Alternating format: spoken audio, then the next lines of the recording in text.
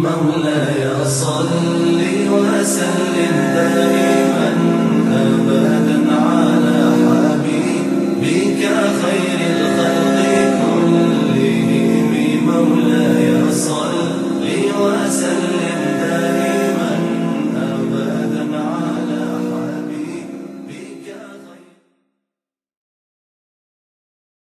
الحمد لله رب العالمين وصلى الله على سيدنا محمد وعلى آله وصحبه وسلم. Inshallah, I'll remind you that the best and most valuable asset that all of us hold is our Iman. And therefore, if we lose that asset, we have lost everything.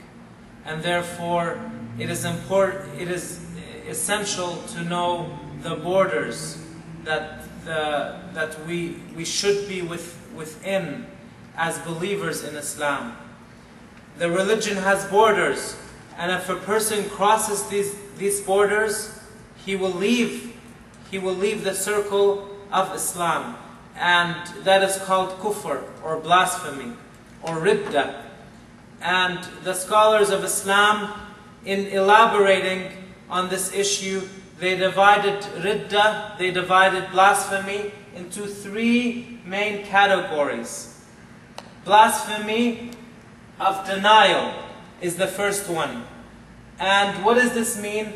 This means that it is blasphemy to deny the attributes of Allah. We know that the attributes of Allah are without a number or a limit. And there are many attributes that the humans do not know about Allah. But there are 13 common attributes that are repeated in the Qur'an and in the Sunnah that the scholars of Islam said must be known. These 13 a Muslim must know these attributes. The one who denies those attributes becomes a non-Muslim, is not a believer. Why? Because these attributes reflect the correct belief in Allah, and the person who uses his sound intellect will be led to believe in these attributes, and they are clear.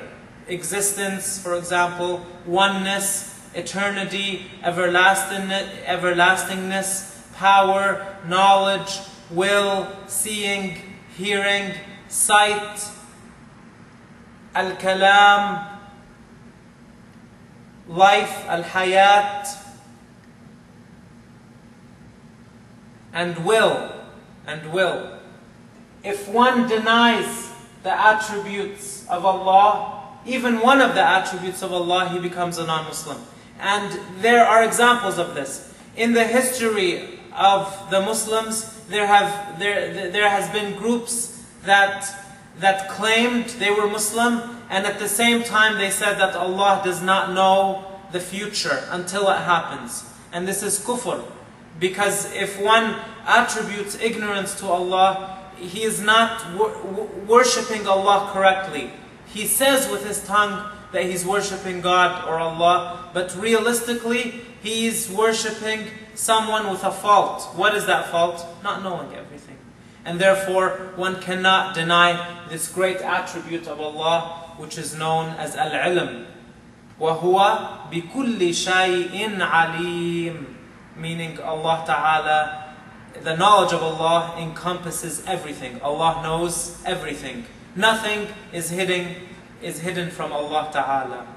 Another example of denying an attribute of Allah is the group known as Al-Qadariyah. And literally the word Al-Qadariyah means the people of Qadar, of destiny. But the meaning that we understand from it is the people who deny the destining of Allah. They deny this attribute of Allah. What does that mean? They claim that Allah created the good only, and that the shaitan created the evil. And they say that things do not happen, they say that not everything happens according to the will of Allah, but some things do, and other things are totally haywire, and they happen just as a matter of cause and effect and consequence, or whatever they may say. They are disbelievers. Why? Because they are denying an attribute of Allah called at-taqdeer, al-mashi'ah. And that means that Allah makes everything the way it is. Allah makes everything the way it is with His eternal will. With His eternal will.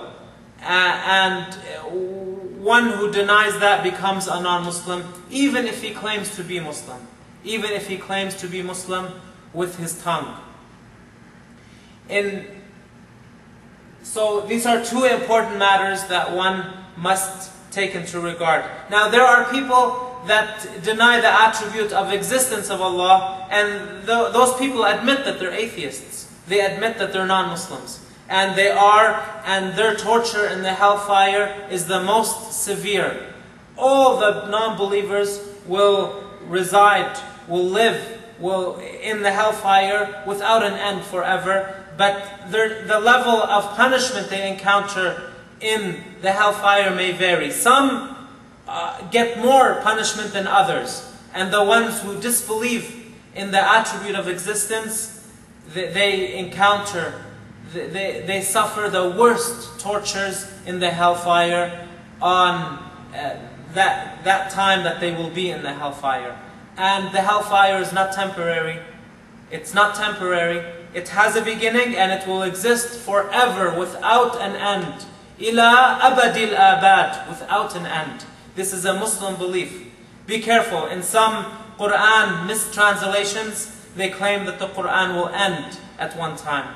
And I've heard some people say that hellfire is like a hospital. You go there, you get treated, you get burnt for your sins or for your blasphemy, and then they claim that everyone will end up going to Jannah. This is clearly belying what the Qur'an came with. So take note of that. May Allah Ta'ala bless you. The other type of kufr, blasphemy, that was mentioned in the books of the great scholars is called kufru tashbih, which means the blasphemy of resemblance. What does that mean? Resembling God, Allah, to His creation. And many people do this, but they don't realize it. They may say that God is up there in the sky, and they think in their mind that God has a location way up in the sky above the seven heavens. This is a true misconception that even people with Muslim names from Muslim families could fall into that misconception. But that misconception is not a light one. It makes a person non-Muslim. Why?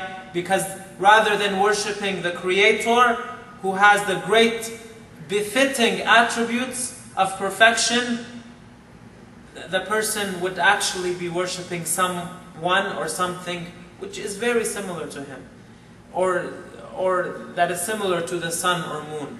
Because attributing a place to God is not permissible.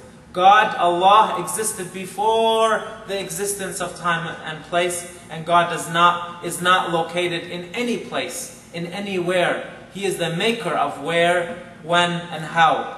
Once a non-Muslim came to a Muslim scholar and he asked him, this non-Muslim said, "Where is God?" And the Muslim, full of knowledge and certainty, told him, "How could you ask where to the one who made the where aware? أَتَسْأَلُ أَيْنَ لِمَنْ أَيَّنَ الْأَيْنِ لَا أَيْنَ لِلَّهِ." There is no where for God. So be very attentive to this point. It's very important to sensitize on this point, because the question where, when we refer to a place, cannot be asked about Allah, because Allah is the creator of time or place. I ask Allah Ta'ala to have mercy on us and to make us of those who die on the correct path of Islam, and may Allah increase our knowledge. And in future classes we'll go into detail with the further classifications of blasphemy. Ameen. ربنا آتنا في الدنيا حسنة وفي الآخرة حسنة وقنا عذاب النار.